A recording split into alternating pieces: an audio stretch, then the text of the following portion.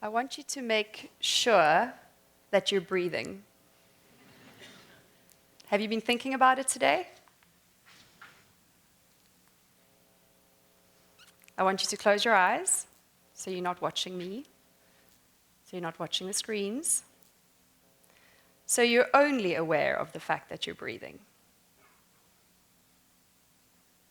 Can you feel it moving in and out of you? Can you slow it down?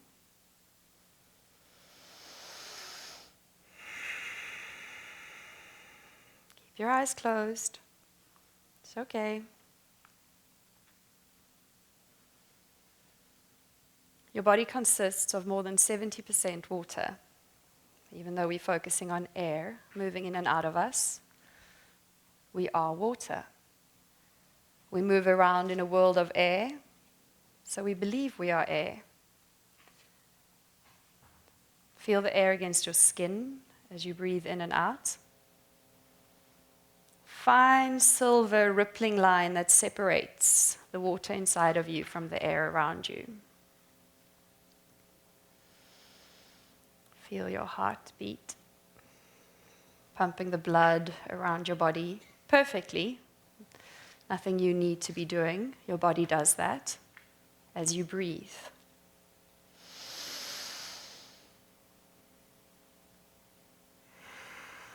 Take a big breath in. Hold it for a few seconds. One breath being enough.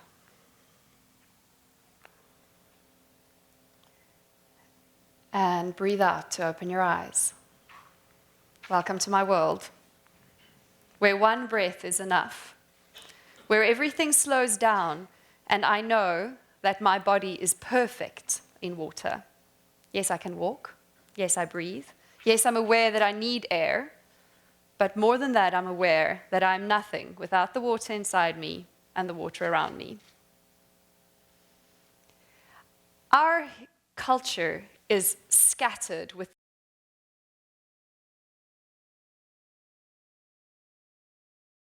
in splash. I'm sure you've all imagined whether maybe the man of Atlantis does exist.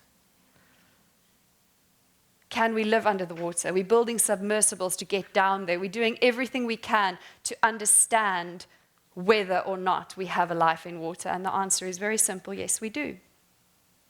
I grew up on a horse farm far from the ocean.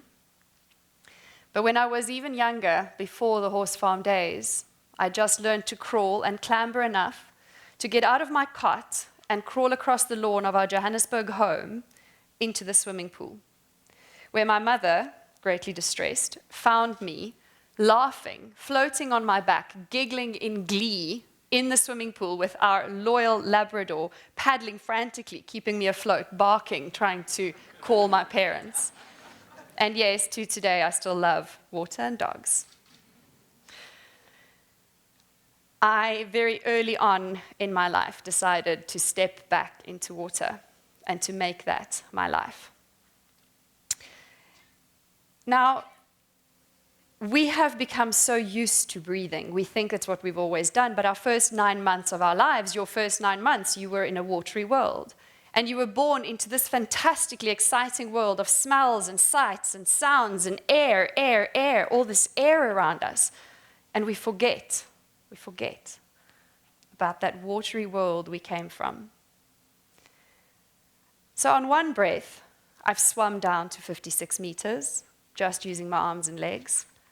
On one breath, I've held my breath in water for over 6 minutes, and I'm not the best in the world. Using weights to assist us and flotation devices to come back up, freedivers have been to over 200 meters. The world record for men is over 11 minutes. And that's not breathing pure oxygen. We know water. Your body remembers water. There's a memory of water that's etched into us that we have just forgotten.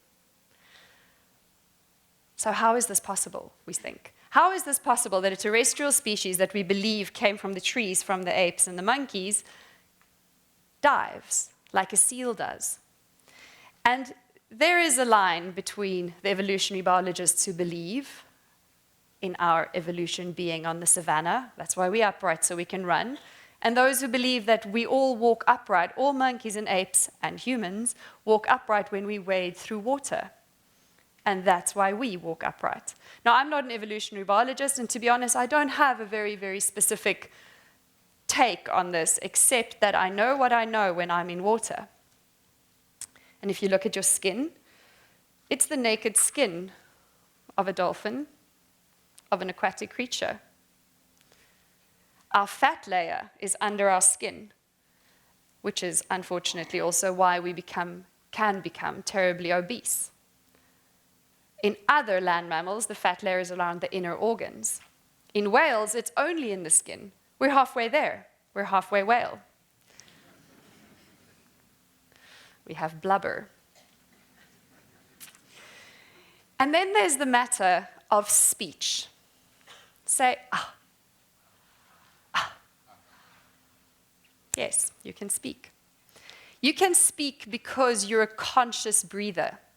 The only way you can develop from not speaking, gorillas, intelligent creatures, but they do not speak. Humans, sometimes intelligent creatures who do speak, is our ability to control our breathing. We are conscious breathers. That's how we can learn to speak. Right, so this is evolutionary biology, and as I said, I'm not an evolutionary biologist, and I've seen so much and heard so much research about where do we come from? Where do we come from? Do we come from here? Do we come from there? Do we come from here? Are we going there? Where can we go? Can we live underwater? What is the future of humans living underwater? And I wonder, we think so much of where we come from. We think so much about where we can be going. I wish we'd think more about where we are. And where we are is in this perfectly beautiful, fantastic body we've been given that can freedive, that can swim, that remembers a life in water. We have something that we share with whales, with seals, with dolphins, called the mammalian dive response. Have you heard of it? The mammalian dive response, also, for me, known as the little seal inside of me. We have a seal living inside of us. And when we get into water, this seal kind of wakes up, shakes off its fur, and comes out to play. And the first thing that happens as your face touches water is a slowing down of your heart rate, bradycardia. And this isn't for those who are born on an island, or grows up close to the coast, or crawls into a swimming pool at age 1.5. Everybody has the mammalian dive response. Your heart rate slows down. Conserving oxygen, making sure you're not wasting the precious oxygen. Next thing that happens, as you continue your dive and as your seal wakes up more and more, vasoconstriction, a redirecting of blood flow, first in your fingers, then your toes, feet, hands, arms, legs. Blood vessels constrict and the blood gets flushed back to your core, where it's most needed. I don't need perfectly oxygenated arms and legs when I'm going deep. Now, as I tell you about this mammalian dive response, I want you to think of 50 years ago, 60 years ago, scientists did not believe that humans could dive deeper than 50 meters. They said we would die. They said it would be impossible. They hadn't met the seal that lives inside of us. Jacques Cousteau and his team in 1966 said, 55, it is maximum. And Jacques Mayol said, ah, no. And he went to 100 meters. And they said, well, then 100 is maximum. We still don't know what maximum is.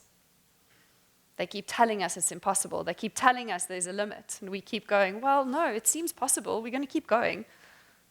And we do, because our bodies remember water. So we constrict, and we have a blood flow that changes as we dive into water. And as the seal keeps waking up inside of us, and we're able to spend more time underwater, the deeper we get, the more our body remembers. the more it changes and shifts. I don't know if you can see me there. Not as large as a sperm whale. Sperm whales are the deepest divers in the ocean. 1,000, 2,000, 3,000 meters deep they dive to hunt giant squid. I follow them down to 40, 50 meters, and I have to watch them disappear into the depths and come back up. As I follow them, I feel the adaptation happening in me. Same adaptation that whales and dolphins have. So my heart rate slowed down, my blood vessels have constricted, and then something happens to an anonymous organ in my body called my spleen. It has a name, but I don't think many of you have ever thought of your spleen. Have you? Do you all still have your spleen? Excellent. That's good news. So, your spleen is a smallish organ situated on the left side of your body, and it has a couple of housekeeping functions in your body, but it's its secondary and lesser known function that has become fascinating for us freedivers and for researchers. As we dive, as I follow my sperm whales down, hoping to get further down with them, they've invited me to play, you see. They've recognized in me a small aquatic mammalian cousin. And as I dive with them, and the seal inside of me wakes up, my spleen, which is an oxygen-rich storage space. Your spleen is a spongy-like organ filled with oxygen-rich hemoglobin. And as I dive, my spleen constricts, becoming 30% smaller, and squirts this oxygen-rich blood into my bloodstream. And I can keep going. So it's like blood doping, except it's legal, and we know we do it, and we don't lie about it. And we dive. Our whole body telling us, you can. You can, of course you can. You were created to do this. You can do this. The air in my lungs becomes smaller and smaller and smaller and smaller. And again, researchers say, you will die.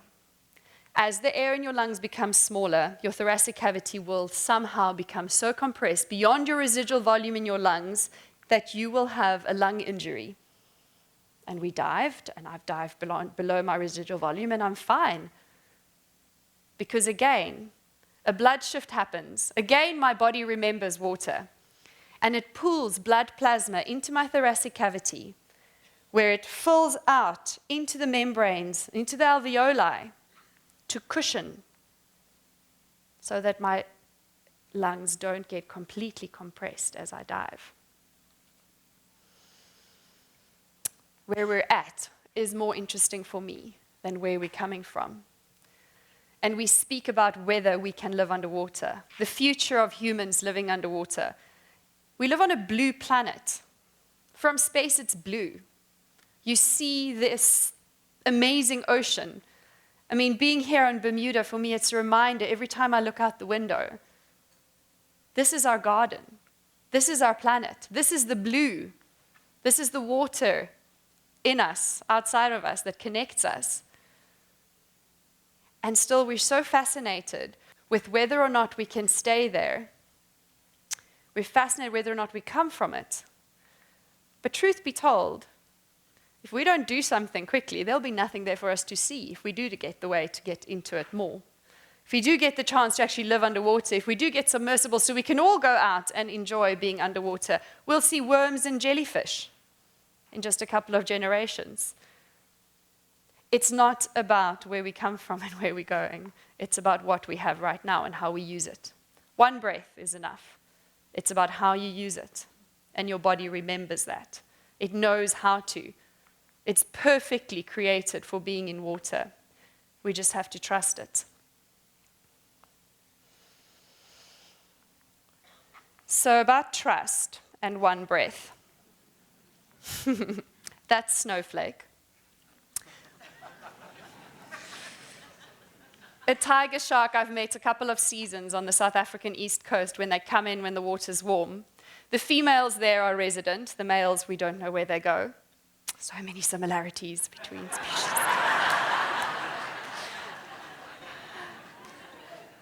And Snowflake has a white mark on her fin, giving her her name.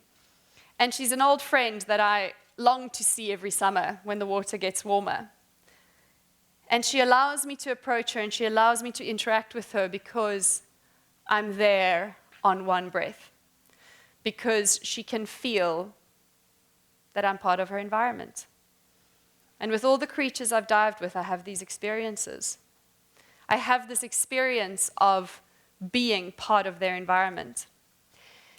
And breathing is fun, and you all do it very, very well, but I encourage you to step back into water. I encourage you to meet that seal inside of you. This is a blue whale. There aren't many of those left, and they are the biggest creature ever to have swum or walked this blue planet. And they're curious, who would have thought? And they're gentle. And they're much, much larger than we are. Much larger. The perspective on that isn't even right. She is so much larger than I am.